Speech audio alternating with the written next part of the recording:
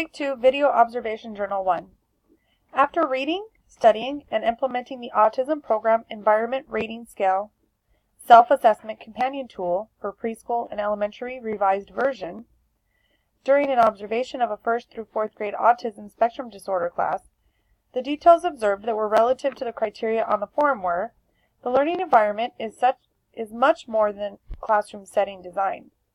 The learning environment structure and schedule not only consist of schedules, but transitions as well. Lastly, a positive learning climate is not just a well-structured classroom. I found that the classroom setting design allows team members to see and monitor students from all vantage points within the classroom setting. Another aspect is to provide students their own space to store personal items. In this classroom, they did not have their own space to store personal items. After research, I found that this is a key element in classroom structure, management, and promoting respect of other property and responsibility for one's own property.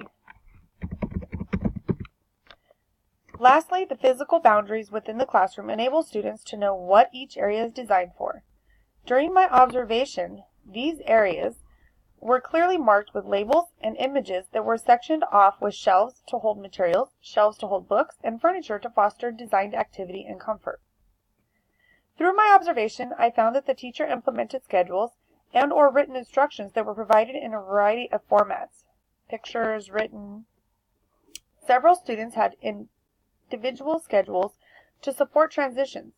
Visual timers are also used for each activity within the room so that students are aware of the remaining time.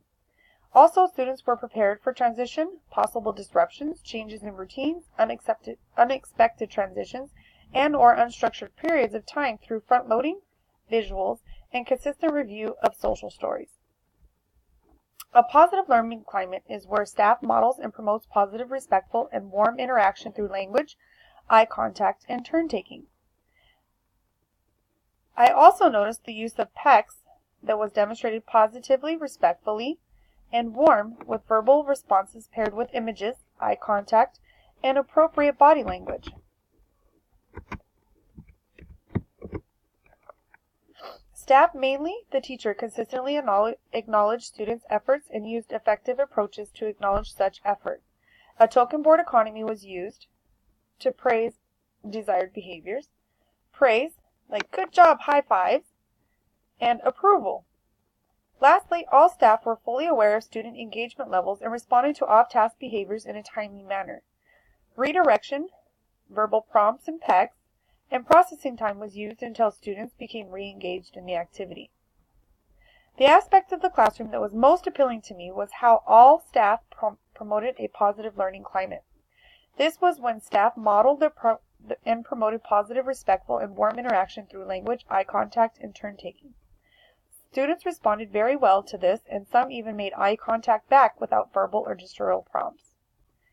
The aspect of the classroom that was least appealing to me was that the teacher was the only one consistently acknowledging students' efforts. I believe that positivity breeds positivity. If we can make a student feel good and believe that they can do anything, well then, they will be willing to do such. Build them up, promote positivity, encourage risk-taking, and support them when they fail with the things that went right. I think that all teachers should have been as consistent as the key teacher when it comes to acknowledging student efforts. My overall impression of the classroom learning environment was positive.